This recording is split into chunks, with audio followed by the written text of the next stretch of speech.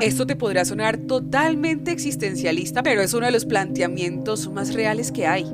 Cuando naces, lo único que tienes seguro es que tendrás que morir algún día. Sin embargo, nuestra cultura nos hace alejar de esa conciencia. Soy Claudia Brito y en esta cronifonía, el podcast del diario La Crónica del Quindío, vamos a hablar del duelo, un proceso natural que en algún momento hemos vivido o tendremos que vivir, porque somos seres sociales y cuando alguien cercano muere, es normal que nos duela su ausencia. Cronifonías, historias bien contadas. Ruby Pardo es la invitada de hoy y para presentártela te pongo en contexto. Esta semana fui a almorzar con mi madre y de repente de la cocina de aquel lugar le enviaron una cortesía. Al mesero y a mí se nos hizo igual de extraño. A mi mamá no, y mi curiosidad afloró. Me contó que allí trabajaba una de sus pacientes que hacía poco había terminado terapia con una gran evolución. Todo estaba claro para mí. Mi madre es psicóloga y desde hace varios años ha enfocado su profesión en atender pacientes de duelo. Y si bien sabía que es una apasionada de su vocación, solo hasta ese día dimensioné el impacto que tiene su trabajo en las familias que atiende. Entremos en materia. Esto nos explica Ruby sobre el duelo. Cronifonías. Duelo significa dolor, entonces inmediatamente se relaciona con dolor. Por eso se dice que las familias están viviendo un duelo, pero no siempre muerte significa dolor, porque hay muertes que lo que dan es tranquilidad a la familia. Cuando el paciente es terminal, cuando el paciente tiene un diagnóstico vegetativo, esa muerte representa para la familia tranquilidad. De hecho, en la cultura que tenemos hay tantos mitos referentes a la muerte. Es necesario hacer claridad que no todos estos mitos que existen hay que cumplirse. Por decir algo, el vestirse de negro. Otro es que si lo llora muchísimo, que entonces la persona no va a descansar. La persona que muere ya descansa. ¿Qué pasa con la familia cuando no llora? Se enferman, porque el llanto es una salida, una manifestación emocional que se da y que es necesario, porque si a una persona le duele algo, pues lo manifiesta y va al médico y se hacen los medicamentos. Bueno, igual es con el duelo, si es porque se llora por la ausencia, por la costumbre, por el dolor. Entonces cuando se necesita llorar, hay que llorar. Cuando necesitan hablar del muerto, pues hacerlo. ¿Por qué? Porque cuando no se hace, entonces la emoción se reprime en el cuerpo y hace que explote de alguna forma, entonces explota en una enfermedad. Hay duelos que han generado cáncer, que han generado distorsiones mentales, dolores de cabeza. No se quiere llorar, no se quiere mostrar cobardía, no quieren llorar para que la otra persona cercana no sufra. El duelo es un dolor que hay que manifestarlo como sea. Cronifonías, el podcast. Tras la muerte de alguien cercano, la sensibilidad aflora por el choque emocional, la tristeza ante la pérdida, la incertidumbre hacia el futuro, y aparece sobre todo en las personas que más interactuaban con el fallecido una frase muy común: si yo hubiera, aquello de la culpa. Cronifonías. Es normal, es totalmente casi que cultural eso de que cuando hay un muerto tiene que haber culpa. Yo procuro canalizar los sentimientos de culpa porque es que no se trata de dar mal látigo, de decir a la gente, sí, es que lo hubiera hecho así, lo hubiera yo no. Yo trato como de canalizar eso, recuerde los momentos bonitos, recuerde lo que sí hizo por esta persona, recuerde el gusto que le dio, todo lo que compartieron, viva de esos recuerdos. Y además que cuando no hay culpa, se rebusca, empiezan. Si yo hubiera llevado a mi mamá al hospital un poquito antes, la hubieran salvado. O al contrario, como me la llevé para el hospital, allá me la mataron. Entonces empiezan sobre esa acción a generar. Si yo le hubiera dado a mi mamá la tortica que me pidió, o al contrario, como le di una torta, era diabética, se murió. Entonces es como buscarle, el echarse uno la culpa de que algo natural pasó. Como es natural que si se corta un dedo salga sangre, sería echarse la culpa porque le salió sangre al cortarse, ¿no? Hay que verlo como forma natural que tenía que pasar. ¿Qué recomiendo yo a mis familias? Disfrútense, acéptense, quiéranse, acompáñense, digan que se quieren. O sea, vivan todos los momentos bonitos ahora. No esperemos a que se muera para empezar a generar culpas porque no hice o porque me faltó o porque le dije esto.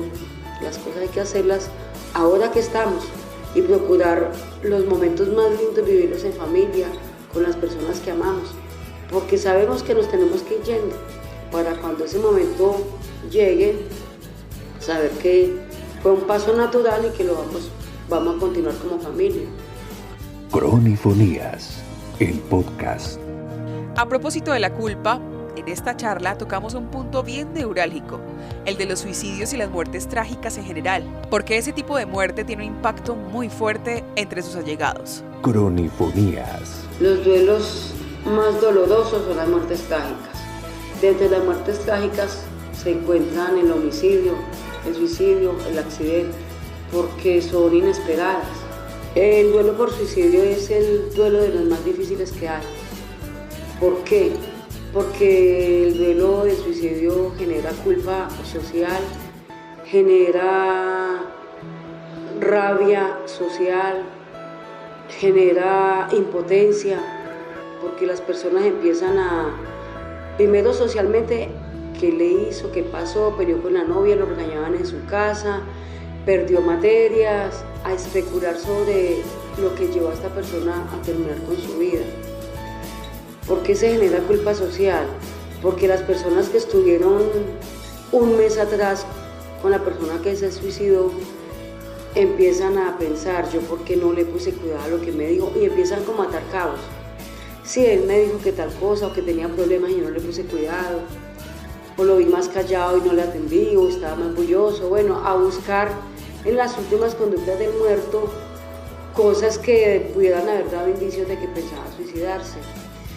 Entonces empiezan a generar esa culpa. Si de pronto tuvo un conflicto con alguien de su entorno, entonces la persona empieza, fue por mi culpa, fue porque yo no le presté, porque no le dije, porque no le di, porque no lo llamé.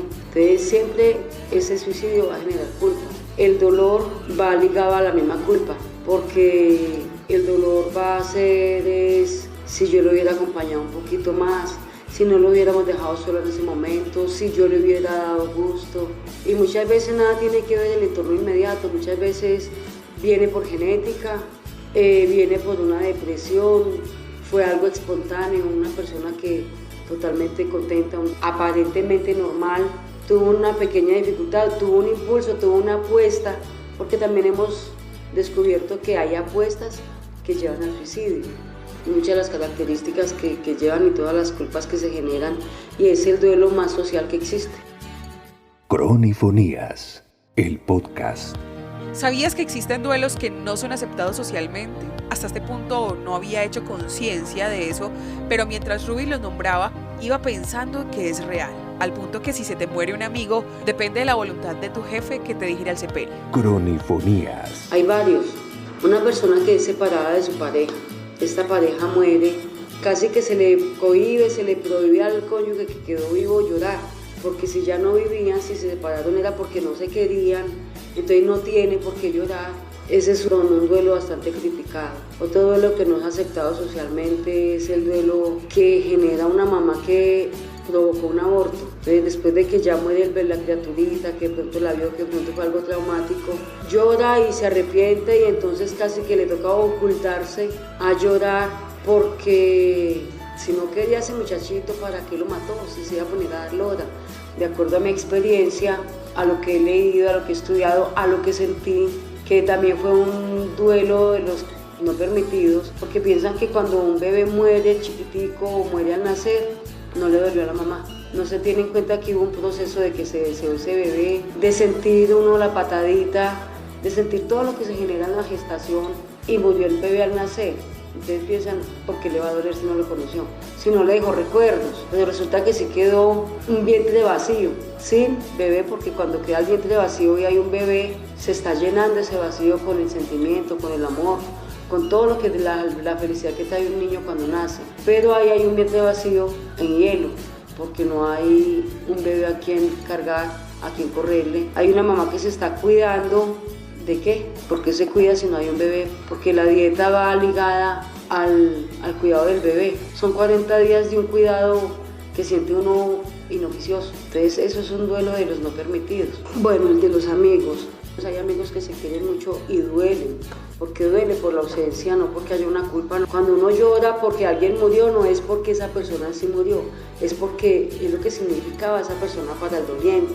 Las mascoticas, bueno, ahora sí es más aceptado llorar por mascotas. Esos duelos decían, guarde las lágrimas para cuando muera su mamá. Y el pobre niño o la niña llorando porque le mataron su gallina, porque le murió el perrito o el gatico, que para los niños un animalito es lo más cercano a sus afectos, casi que regañaban y castigaban a los niños porque lloraban. Las mascotas tienen varias funciones. Las mascotas son compañía, son generadoras de amor, y otra función muy importante de la mascotica es enseñarle a los niños y a las personas que nos preparamos para morir, porque la vida de una mascota máximo, pues muy bien tenida, son 18, 19 años, y lógico, hay un dolor muy profundo cuando una mascota muere, pero eso es parte de la tarea que ellas traen, saber que dan todo lo que dan y que tienen que morir. Cuando un niño crece entre animales, que los ve morir, que ve que nacen, que ve que lo disfrutan, ese niño pierde un ser querido, lo toma más fácil. ¿Por qué? Porque ya se ha enseñado a ver la muerte como algo natural. Esa es una tarea muy bonita que trae la mascota. Cronifonías, el podcast. Vámonos a otro escenario. La pandemia por el COVID-19 socialmente tiene unas repercusiones impresionantes, algunas de despertar tardío que apenas se están evidenciando masivamente. Muchas personas perdieron familiares y amigos y no tuvieron la oportunidad de realizar un sepelio como normalmente lo conocemos. Cronifonías. Bueno, el ritual que se da de velación pareciera algo social, pero es algo personal, es algo familiar, es acomodación del cerebro, viendo allí el féretro, viendo que la persona está muerta, el cerebro está recibiendo la orden, está muerta. Cuando no ha habido esa posibilidad, como cuando alguien que está en otra ciudad, en otro país, no puede ver el muerto, o ahora en la pandemia que, sobre todo la gente que murió de COVID de una vez, entregaban las cenizas, entonces eso generó muchos vacíos y muchos duelos no elaborados. En este momento pues hay duelos reprimidos de hace 3 años, que la gente está siendo consciente del daño que se está haciendo y están buscando, y se inicia el proceso de duelo normal. Con el COVID, ¿qué sucedió? Las personas iban y entregaban allá a su familiar enfermo, con la esperanza de volverlo a ver. Resulta que cuando volvían a recibir eran unas cenizas, entonces les quedaban muchas dudas. Y entonces es muy frecuente escuchar, no, es que no estaba tan grave como para morirse. Alguien me dijo, me lo mataron. Otro dijo, quién sabe dónde estará, para dónde me lo llevarían, aliviado a hacer quién sabe qué con él. Se generan muchas dudas.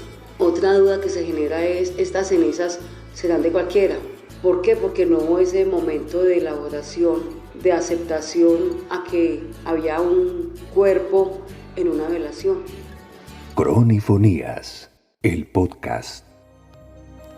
Este punto me da pie para hablar de los síntomas que tiene un duelo tardío, de cómo identificarlos y de cuándo es necesario pedir ayuda.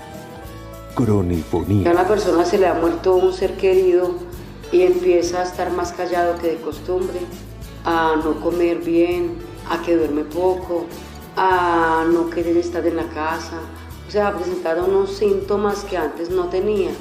Es necesario orientarlo y es necesario preguntarle a la persona cómo se siente, o le he visto estos cambios, a qué cree que se debe, cree que la muerte de Julanito tenga que ver en esto, cómo lo ha pensado, o para no hacer una pregunta tan directa, entonces hablarle de la persona que murió y estar muy atentos a la reacción que tenga, si habla de forma natural o si evade la conversación. Si llega a evadir, entonces eso es un síntoma de que está teniendo un duelo tardío. Cronifonías, el podcast. Durante la entrevista, aunque procuré mantener mi rol de periodista, cada vez que hacía una pregunta anteponía el MA, esa abreviatura de muy seguramente la primera palabra que aprendí a decir cuando era bebé. Entonces sonaba algo así como: MA, ¿cuáles son las fases del duelo?